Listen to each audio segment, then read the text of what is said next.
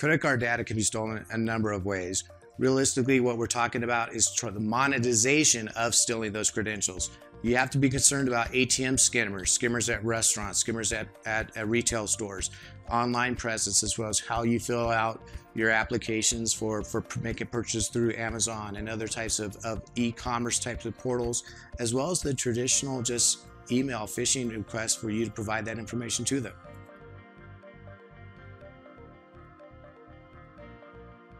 Often what we find in doing our security intelligence screening, credit card data, ATM card data are being sold in underground forms. This is a typical scenario. It's been going on for many, many years, and there's a lot of different forms that this can happen in.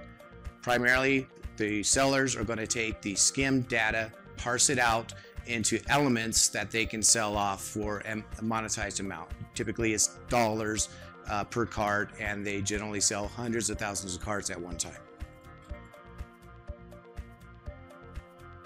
In the two largest, most recent data breaches, Target alone was over 40 million credentials that were harvested through that attack. Home Depot is rumored to be up to close to 56 million sets of credentials. What does that translate to?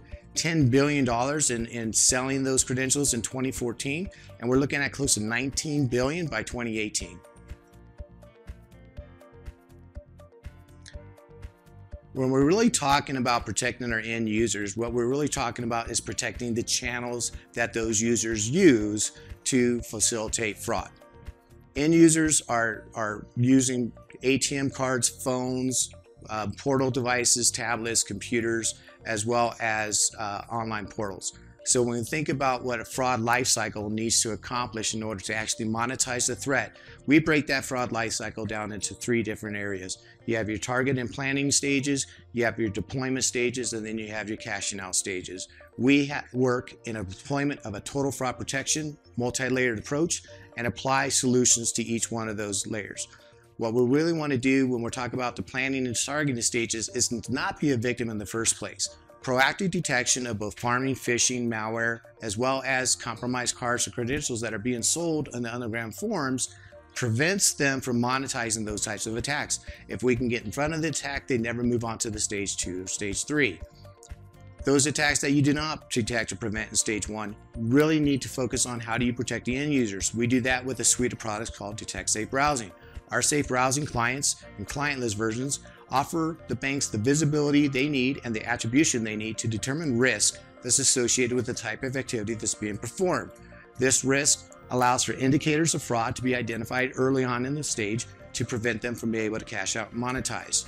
But even with that protection of layer being provided, you still need to be concerned about the cashing out channels.